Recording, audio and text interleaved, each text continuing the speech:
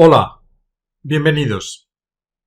Vamos en esta última reflexión sobre los contenidos del libro Sociología Moral. Vamos a centrarnos en comentar algunos aspectos relacionados con el entendimiento moderno de la igualdad. Lo que vamos a proponer de inicio es una paradoja. Y la paradoja es que para la igualdad es necesario tanto la jerarquía como la extrañeza. Y que la ausencia de jerarquía y la ausencia de extrañeza nos llevan necesariamente a la fragmentación y a la desigualdad. Bien, voy a tratar de explicarlo. En primer lugar, yo creo que habría que decir algo sobre valores y virtudes. El lenguaje a veces nos confunde. Utilizamos los mismos términos para calificar valores y para hablar de virtudes. Y tienen mucho que ver los valores con las virtudes. Pero hay también necesidad de marcar las diferencias. En esta exposición vamos a tratar de marcar muchas diferencias. Bien, los valores son más bien, como sabemos, de raigambre conceptual. Son ideas que se aplican a fines y medios para la consecución de emprendimientos, de procesos sociales y de situaciones que se consideran más o menos óptimas.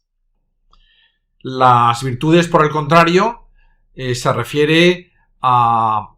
es algo que está encarnado operativamente y es algo que está presente en los sujetos que supuestamente llevan a cabo o que proponen o que descubren esos valores. Las virtudes, si bien actúan fuera de nosotros, están incardinadas en nosotros. Los valores son más de tipo conceptual. Bien, tanto al hablar de valores como al hablar de virtudes, pero ahora vamos a hablar de valores un poco más, porque el análisis de los valores que quiero hacer es más didáctico, más comprensivo, es necesario hablar de jerarquía. Lo que estamos diciendo es que sin jerarquía de valores no se puede predicar la igualdad. Y por tanto, si defendemos la igualdad, debemos asimismo defender la jerarquía de los valores. Hay valores más importantes que otros. Hay sociedades mejores que otras. Si no, no se podría comparar. Y los sociólogos nos dedicamos a comparar midiendo. Aunque sea muy difícil medir cualidades y sea mucho más fácil medir cantidades y a veces nos dejemos llevar por la euforia de medir las cantidades, pues las cualidades, las calidades también hay que medirlas. Bien, partimos de que para medirlas una de las cosas que hay que hacer es ponerlas en su contexto. No todas valen lo mismo. No todos los valores valen lo mismo. Hay unos más importantes que otros. Y la clasificación que proponemos, la clasificación de la que hablamos aquí en Sociología Moral, es una clasificación de 4 escalones. Pueden haber más por abajo, pero vamos a hablar de esos 4 de arriba, que me parece que son los más importantes. Y vamos a ir del escalón más importante al cuarto escalón. En la cima de importancia de los valores están los valores que podríamos llamar básicos o del ser. Y ahí está fundamentalmente la vida y su dignidad. Como valor en la legislación, en la política, en toda acción social, no hay valor más importante que este. La vida y su dignidad. En un segundo escalón valores que podríamos llamar centrales o del sentir, pondríamos los relacionados con la salud y con las creencias. Si yo tuviese que resumir la acción de gobierno en un aspecto nada más, la resumiría precisamente en el aspecto de la salud. Es particularmente necesario para predicar y para entender la igualdad. Este segundo escalón nos da paso al tercero. El tercer escalón, ahí estarían los valores sustantivos o del pensar. Y fácilmente podemos etiquetar como valores sustantivos a la tolerancia y a esa relación que va siempre unida entre libertades en plural y responsabilidades en plural. Hay muchas libertades, paralelamente hay muchas más responsabilidades, y el reconocimiento y respeto para ambas es muy importante. Es bien, muy importante, porque lo que vamos a decir a continuación es que este orden, cuando se subvierte, provoca injusticias lacerantes. Bien, y luego tenemos el cuarto escalón. Ahí pondríamos los valores expresivos o del hacer. Y entre otros, pues está el valor propiedad, el valor trabajo, el valor equidad, el valor seguridad. Repetimos los cuatro escalones: básicos o del ser, centrales o del sentir, sustantivos o del pensar y expresivos o del hacer. Una sociedad sana, una sociedad con una moral alta, con una civilidad responsable, pues es una sociedad que aprecia esa jerarquía, algo que le viene en la sindéresis y que la ejerce. Una sociedad que no es capaz de ejercerla, pues necesita un gobierno que le ayude a clarificar esa jerarquía. Lo que el gobierno, lo que el poder nunca puede hacer es aplicar la excepcionalidad que lo justifica para subvertir esa jerarquía, el orden de esos valores. Así, por ejemplo, si uno prima un valor expresivo como la propiedad sobre un valor sustantivo como puede ser la libertad, pues uno está justificando la esclavitud. Si uno prima un valor central como puede ser la salud sobre un valor básico como puede ser la vida, mediante el argumento terapéutico está justificando el aborto, por ejemplo. Y si uno, incluso en el mismo escalón, pues si uno prima la seguridad de unos pocos sobre la seguridad de muchos, pues entonces está justificando las así llamadas armas disuasorias. No vaya usted a saber lo que es eso, pero es muy peligroso. Bien, los valores y las virtudes es necesario que nos lleven, el discurso de los valores y de las virtudes es necesario que nos lleve a clarificar la jerarquía y a distinguir los opuestos. La confusión de los contrarios es la peor confusión que existe. Y la jerarquía nos ayuda a darnos cuenta de la importancia que de la importancia que tiene distinguir entre valor y contravalor, distinguir entre virtud y vicio. A la larga, si nosotros no tuviésemos esa jerarquía clara, no seríamos capaces de hacer esa distinción. Y sin esa distinción es imposible la convivencia. Caeríamos en injusticias lacerantes. Bien, lo que estamos diciendo aquí tiene que ver con el juego de disciplinas. Yo argumento, hablo desde la sociología y bien, pues aquí hay sociología y también hay política. Acción de gobierno y moral pública. Y una frase que a mí me gusta repetir mucho es que la máxima civilidad es paralela al mínimo gobierno.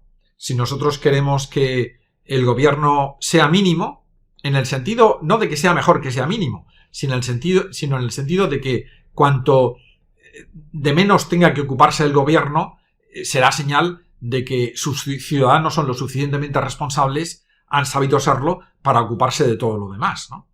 Entonces, si lo ideal es que haya una máxima civilidad y que haya un mínimo gobierno, pues lo ideal es que tengamos los criterios muy claros sobre la jerarquía de valores y tengamos los criterios muy claros sobre la distinción de opuestos, tanto en valores como en virtudes. Eso me parece que es elemental.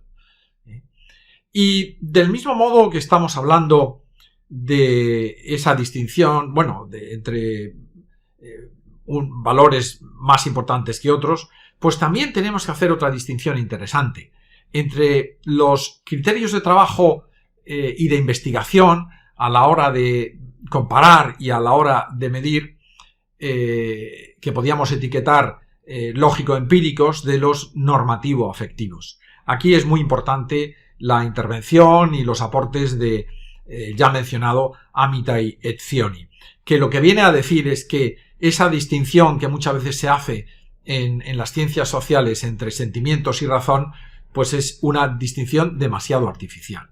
Y es verdad, los sentimientos son racionales, tienen un componente racional, y la razón no se puede separar de los sentimientos. Toda elección racional viene precedida de una elección sentimental. Nosotros elegimos estudiar algo, elegimos fijarnos en tal cosa, porque hay algo dentro de nosotros que nos mueve a hacerlo. Bien, pues si no separamos los razonamientos lógico-empíricos de los normativo-afectivos, pues entonces nos daremos cuenta de que a la hora de medir, pues debemos de tomar en cuenta el colectivo. Debemos de tomar en cuenta también lo social, que también tiene unos aspectos afectivos importantes. En este sentido, pues aquí quien peca es la economía, o cierta economía, mejor dicho, que a la hora de hacer mediciones y comparaciones, desgraciadamente en la academia, utiliza demasiado criterios lógico-empíricos y demasiado poco criterios normativo-afectivos. Por ejemplo, a la hora de medir el crecimiento, a la hora de medir el desarrollo, ¿no? No podemos tener esa fijación pongo por ejemplo, pues el incremento perceptual del PIB anual a la hora de comparar países, cuando la salud social nos lleva a pensar que hay cosas muchísimo más importantes que esa, para comparar, para enfocar, para diferenciar, para proponer.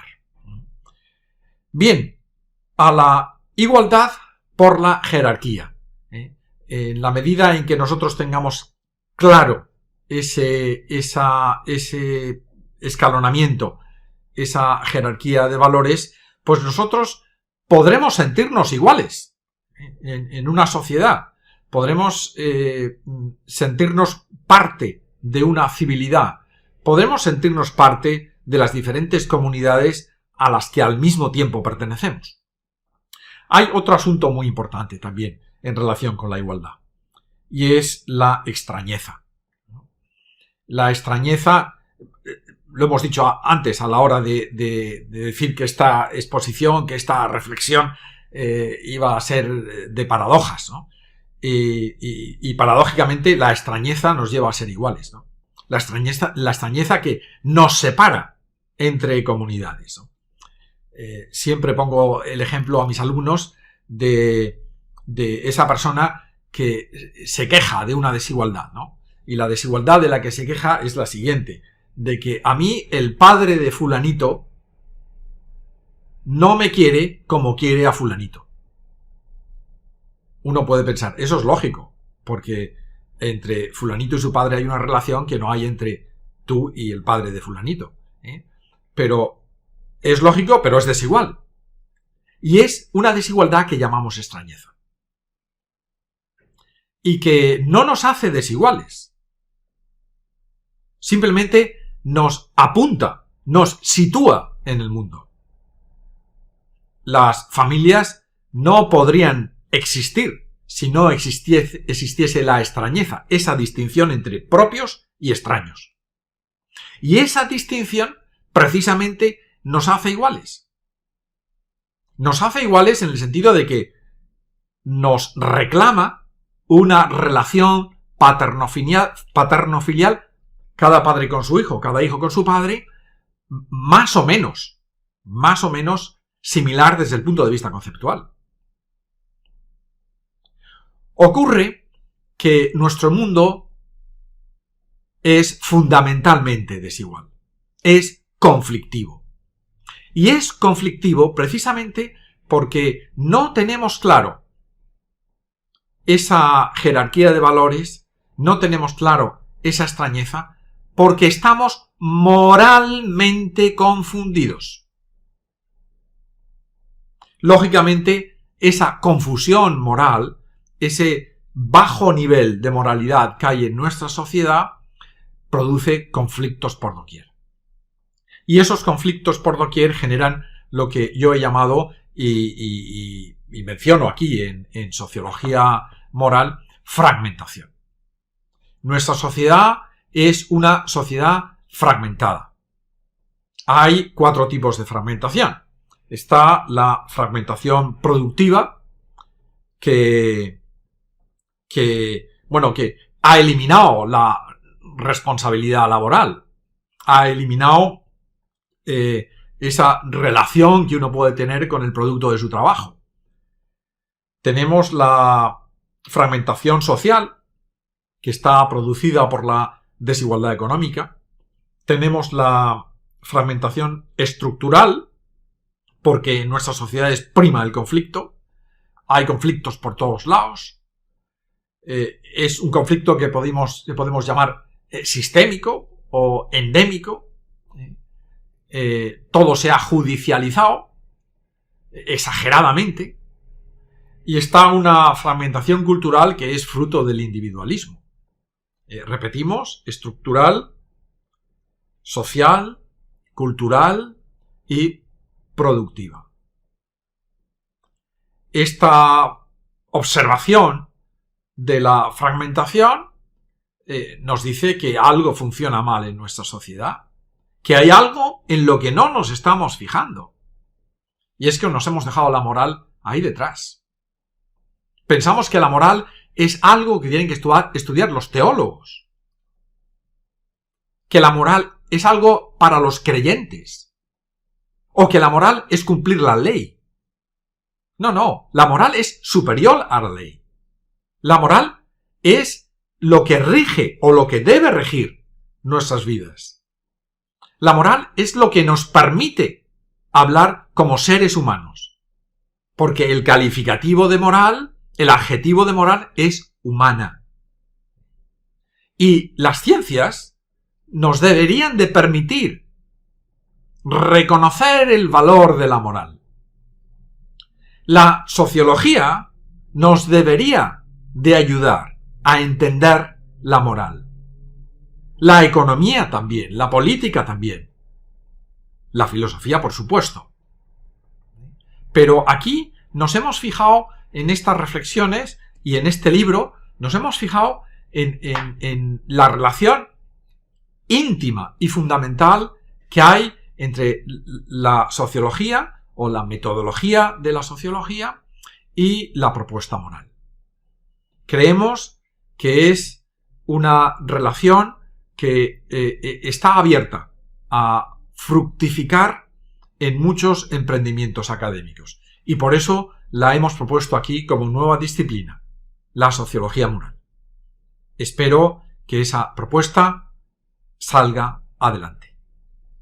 Muchas gracias.